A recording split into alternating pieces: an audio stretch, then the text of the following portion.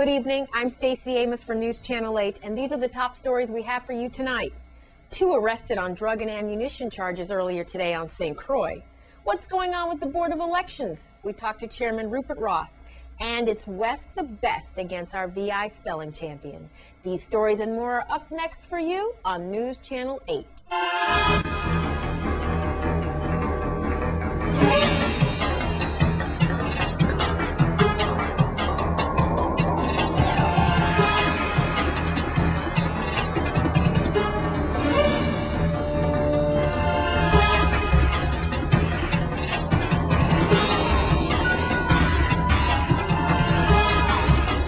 Our top story tonight, 2 men have been arrested as a follow-up to shots fired on March 2nd in Bethlehem Village. BIPD spokesperson Melody Raines has the details. Criminal Investigation Bureau detectives on St. Croix arrested 2 suspects after they executed a search and arrest warrant at about 5:30 a.m. on Wednesday, March 14th in the Marley Apartments in Frederickstead. Detectives requested the warrants as a follow-up to shots that were fired on March 2nd in Bethlehem Village. Police arrested Angel L. Ilaraza, age 20, and Miguel Ilaraza, age 18. Police said the suspects are related. Detectives said their investigation into the shots fired revealed that a resident in the area heard shots, and when he went outside, he noticed that his vehicle had several bullet holes in it. Police conducted an investigation and requested a search and arrest warrant to be executed on a 2-story apartment in the Marley Apartments. Police confiscated a large amount of cash, 22 grams of crack cocaine, and 11 rounds of live .40 caliber ammunition from the apartment. Angel was charged with first-degree reckless endangerment and possession of ammunition and held on a $75,000 bail. And Miguel was charged with possession of a controlled substance with intent to distribute and held on a $10,000 bail. Both suspects were remanded to the custody of the Golden Grove Adult Correctional Facility pending further court action. Could it be possible that we will have no election in November? News Channel 8's Wes Small files this report. Thank you very much, Stacey. I'm very privileged to have Mr. Rupert Ross, who is the chairman of the Board of Elections here. And I'm going to get right to it. Mr. Ross, you were just telling me that, Wes, when it comes to an election, there are no options. We must have this election coming up. And you've just sent a letter to the powers that be that you need an amount of money for this election to be conducted properly. Thank you, Mr. Ross. That in essence is correct. The joint board at its February 17 meeting directed me to write the governor and the Senate president, appraising them of the fact that the financial monies available to the election system does not allow it to prepare properly for the upcoming general elections. It is our hope that we would meet with the governor and the Senate president, bring them up to date as to where we are, why we think that more money is needed, because not having the election is not an option in our democracy. How much money are we short to hold the election, and could you explain the budget process that y'all asked for? Well, basically, we are currently budgeted at $1 million for the office of the supervisor. For the 2 boards, approximately about $1.3 million. That has been reduced to pretty close to more than $400,000. Wow. That reduction does not allow us to do what we had traditionally done, or the office of the supervisor to do what it has traditionally done, is to use some of those monies to prepare in advance for supplemental appropriations to conduct the elections. It is not an option. It is mandatory. We will have that election in November, so I certainly hope you get the funds. Now, Mr. Ross, I have to ask you this. There's been recalls from members of the board, and, you just saw the demonstration the other day, and then when they came in, Miss Oliver and some other people like Colleen Clark, stacks that we're looking at now, file footage of petitions and so forth. Would you explain the process? Well, let me just talk about the process. The supervisor of election and his office and staff, they have 15 days from the date the petitions were submitted, which was this past Monday, the 12th of March, so they have until the 27th of March to verify the petition, to count, to make sure that the petition meets the threshold, and then to go over the petitions to make sure that the people who sign the petitions are registered voters, and also to make sure that the people who sign the petitions participated in the last election. That's the part I wanted to get to. That conducted. So it's just not registered voter. If you didn't participate in the last election, you're void. Well, if you want a registered voter, if you just became a voter last month, you're not eligible to sign the petition. I wonder how many names are on that petition of people in that category. I can't speak to that. The supervisor in his office would investigate that. Wow, I learned a lot so far, and we'll leave it at that till the next time. And I certainly hope you feel better, sir. With Mr. Rupert Ross, Chairman of the Board of Elections in Sunny Isle, I'm Wes Small for News Channel 8. Thanks, Wes. In other news, a hit-and-run victim has been identified. News Channel 8's Wes Small spent time with police officer Charles Nibbs earlier today. Thank you very much, Stacy. We now have a follow-up on the horrendous hit-and-run that happened at 4:40, and that was Monday morning, where a civilian lost his life. I am here now with police officer Charles Nibbs. You know him well, community activist, also special ops inside the police department for many years, and with Love Kids and everything. Charles, you've already made this public. It's in today's paper. And now, please announce for us, because the victim's name, the family, has now been announced. What is his name, Charles? His name is Eli Moving, and he lives at Walter M. Hodge Pavilion in Frederickston. Charles, we're trying to get a picture, but I know the family is very saddened and shocked, and you are too.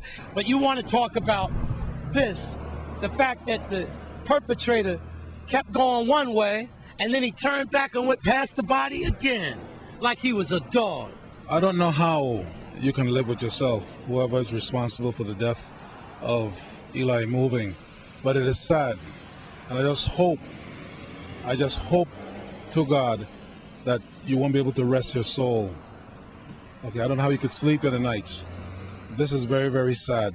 Okay, Eli was a very, very good person. Matter of fact, he used to assist me. I used to give him money. One time I gave him $25 for assisting me, and he felt so good, and I told him, spend it on yourself, don't give it to anyone else. But the thing about Eli, he was also had a jokey side about him. He came back every day from that day, the same time, to get the $25 again. So I told him, no, I'll call you when I need you. Any auto body shop that's repairing a gold-colored, beige, any type color that fits the description, please notify us right away. And I would like his family to get a hold of me. My number is 340-712-6062. I would like to do something for him with your permission, because his death is not going to go in vain. Quickly, we had 2 accidents on the East End last night. A woman knocked off on a scooter, and a family as well. Y'all need to slow it down on the roads as Easter approaches. And we have spring break with the kids. Please slow it down. If you know anything, 911 or Crime Stop is 1-800-222-TIPS. Eli Moving was a human being, and he was somebody's child. Well, Police Officer Charles Nibbs, I'm Wes Small for News Channel 8. We have an update on the 2 accidents Wes was referring to. First, the family who was involved has been treated and released. And second, the woman who fell off her scooter is currently being evaluated. Now, Yad Bass is the VI spelling champion, and News Channel 8's Wes Small challenges him to a spelling duel. Thank you very much, Stacy. You might remember you were here, as a matter of fact, to Ricardo Richards just a few weeks ago. We had Yad Bass here, and he had all his medals and everything blinging. Here with his coach, Miss Bess. Now, Yad, you are now the territorial champion of the Virgin Islands, correct? To go to the spelling bee. Yes, sir. Congratulations. And it's Scripps, and that's the national contest in D.C., and you're leaving? On May 27th to June 1st. All right. Congratulations. I'm going to get back to you. Well, Coach Bess, what do you have to say about this achievement? Well, I think it's a good thing. I'm proud of him. I'm excited for him. Yes, ma'am. I hear that this is the first time that you've coached Yes. a student for this contest. Yes, it is. And he's a first-timer too, right? Sort of. Sort of. Well, congratulations to you all. And I think I read in the press that, you practice how? How did you, what was the best method of practice? Well, I just kept on praying and studying. That's mostly it. Praying and studying. Yes, sir. Congratulations to you. Well, I'd like to see how good Yad is. A lot of you might know, or you might not know, that I am in a master's program at UVI. I don't know when I'm going to get the thesis done, but it's been going on for a decade. But at least that's where my level of education is. 2 BA degrees, one in Black Studies, one in TV broadcasting. I went to San Francisco State College where I obtained my BA. Then I went straight into eyewitness news. So I'm a bad man. I'm going against you today to see if you can outspell Wes the Best. You ready? Yes, I am. I know you are. Okay, Coach Best, give me my word that I am going to spell here in front of millions of people. Water Zooey. Water who? Water Zooey. Please use water zooey in a sentence. Yeah, help me. Yad's got to help you? Yes. Yad, please use water zooey in a sentence for me, bro. You wanted a hard word, so we gave you one. Could you use water zooey in a sentence for me? No, sir. You're not even going to help me with that? No. Well, then, water zooey. Repeat the word, please. Water Zooey. Water zooey. Definition, please. Can't help you. This is not what I see on TV. Water zooey. WATERZOOEY.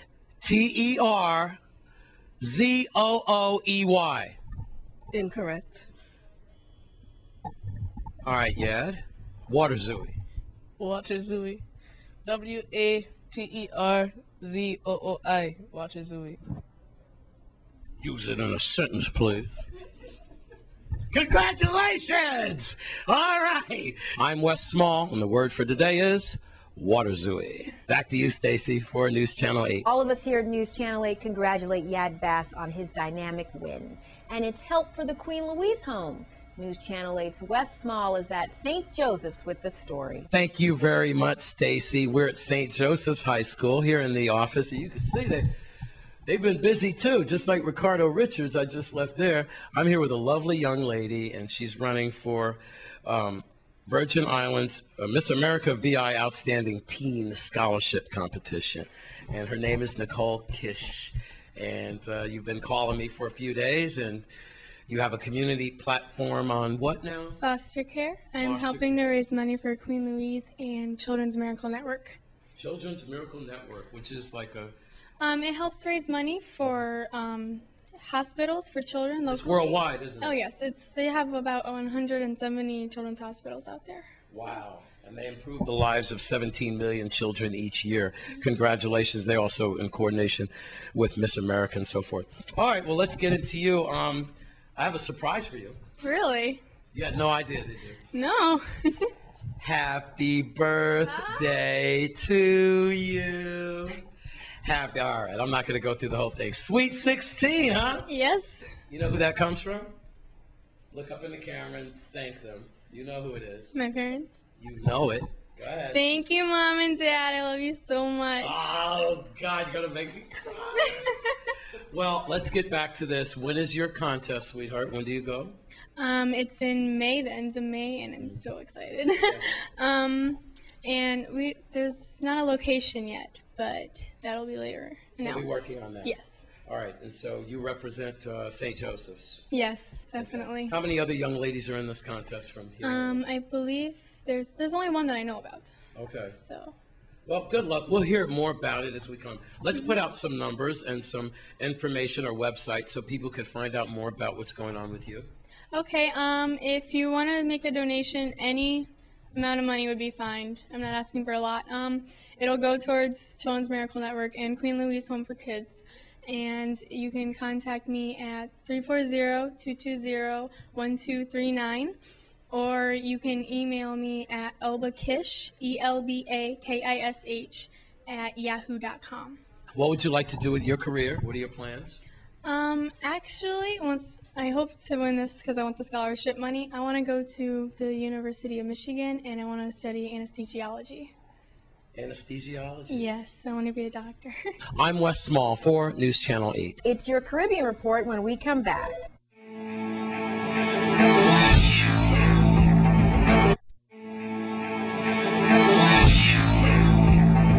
UN UN workers are charged in Haiti, and Cuba prepares for the Pope's visit.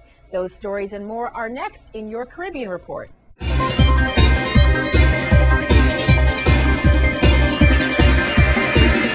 Two United Nations peacekeepers from Pakistan had been sentenced to a year in prison and sacked from the army for raping a 14-year-old boy.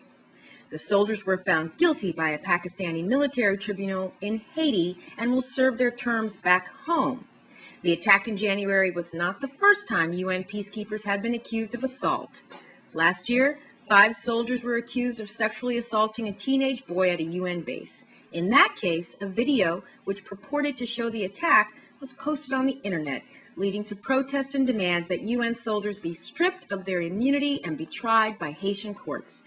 Monday's ruling was the first time that UN personnel have been tried and sentenced while still in the country. From Cuba, an official website in anticipation of the upcoming visit of Pope Benedict was launched this past Tuesday. The website is hosted by the Cuban Ministry of Foreign Affairs and includes detailed information on the Pope's scheduled 3-day visit to Santiago de Cuba and Havana from March 26th through the 28th. It will be the second visit of a pope to the communist-run island, following a trip there by John Paul II in 1998. In the early 1990s, Cuba dropped its official atheist status and brought back Christmas. Now about 10% of the Cuban population identify themselves as practicing Catholics. From St. Vincent, an opposition legislature is calling for new regulations after a Jamaican artist, Jacure, refused to perform last week because the show organizer was unable to meet his contractual obligations to the singer. Thousands of patrons reportedly left the Victoria Park on Sunday after they were informed that Jacure would not be performing. The promoter said while he paid Jacure a deposit, he was unable to make the final payment because bogus tickets had been collected at the gate to the park. Last month, authorities in St. Lucia said they were considering implementing more stringent measures after dancehall artist Mavado and other Jamaican entertainers failed to show up for an event in that country. And from Nevis, a call was made to young men to sign up in the ongoing recruitment for the Royal St. Christopher and Nevis Police Force. Head of the police force, Commissioner Selvin G. Whalen, made the appeal when he delivered remarks at the 9th Annual Police Constable Award ceremony back on February 25th. Quote, "This is your community. We are recruiting right now for police officers for the police force. If you have young men who are interested in becoming officers, please have them come by."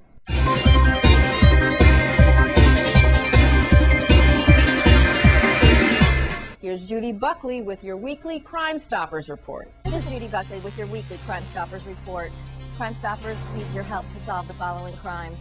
If you know something, say something, as law enforcement cannot control crime without your help.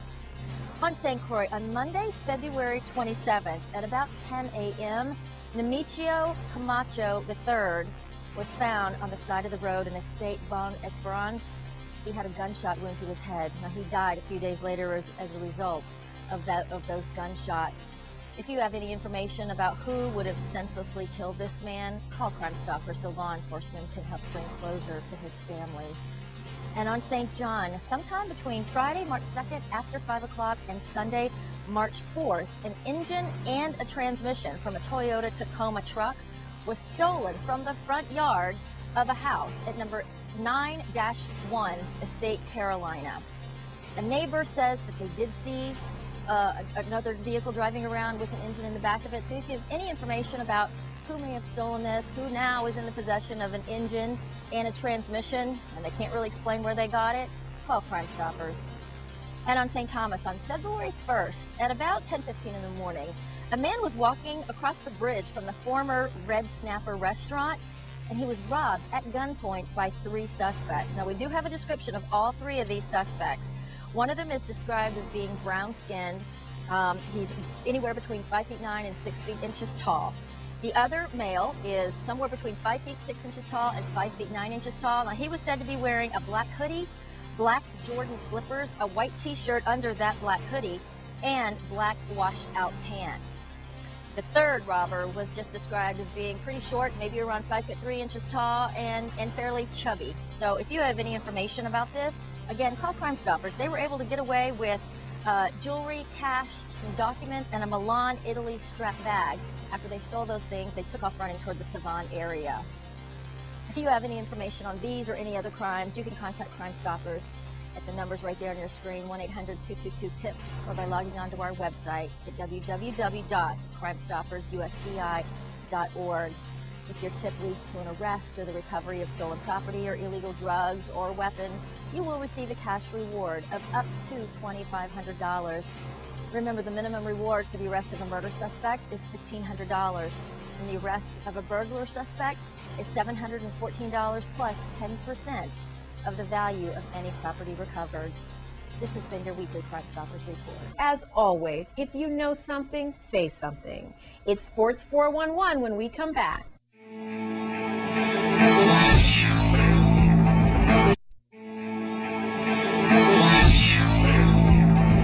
It's women's volleyball in your Sports 411 update. Thanks a lot, Stacy. This weekend, the St. Croix Volleyball Association will be kicking off their volleyball league. I caught up with Leah Shepard, the treasurer of the St. Croix Volleyball Association, to give us the 411. This weekend, we're starting off our volleyball league. Starting off Friday at the John H. Woodson Gymnasium. Starting with Friday night, we have a 7 o'clock game, and it goes into Saturday during the day till the night, and Sunday as well. The league is not just for adults, says Shepard. They have different division and age groups. The league, we have the youth, junior, and senior division. The youth junior, we started off at about the ages of 4 and up, and then we have a junior division, which is 18 and under, and adult is the adult division. Right now we have a good couple of teams coming out, especially in the youth and junior division. We have 5 teams and then 3 teams for the youth. So really focusing on them, trying to build up their skills in volleyball and getting there, better equipped with the world of volleyball. Well, last year it was Fine Wine who won it all, and this year everyone will be gunning for them as they try to defend their title. Adult division, we actually had the team Fine Wine, which consisted of more of the wiser women who've been playing volleyball for a while. They were the defending champs against HBBC's senior team last year. On our junior division, we had a team from, they were called from Miss Miranda, Desi Miranda's team that came in first place. And in our youth division, we had youth. Miss Ophelia Jackson has her youth organization that she does her volleyball club. Behind us, we have HBBC. They ran in 2nd and 3rd places last year. They have an adult division, 3 teams in the junior, and 2 teams this year in the youth division. Well, the league runs till June, so you have lots of time to go on out and show your support. The games start this Friday at 7 o'clock. We're starting off with our adult teams playing. And Saturday we start off at 2 p.m. and Sunday we start off at 2 p.m. again. And this is every weekend from now till about June, the beginning of June for championships. And we do play 1 game during the week, either a Monday or a Wednesday. So it's free admission. There's a concession. We have music playing. It's really good to actually come out and see some of the youth and the junior play. The juniors always have their parents come out, so the gym is always loud with parents going crazy for their kids. So it's a really good atmosphere for everybody to come out and check out. If you have nothing to do and you want to see some volleyball action, what you can do. Once again, the action tips off this weekend at the John H. Woodson Gymnasium. Go on out and show your support. Let's look at Sports 411 update. I'm Steve Francis for News Channel 8. Back to you, Stacy.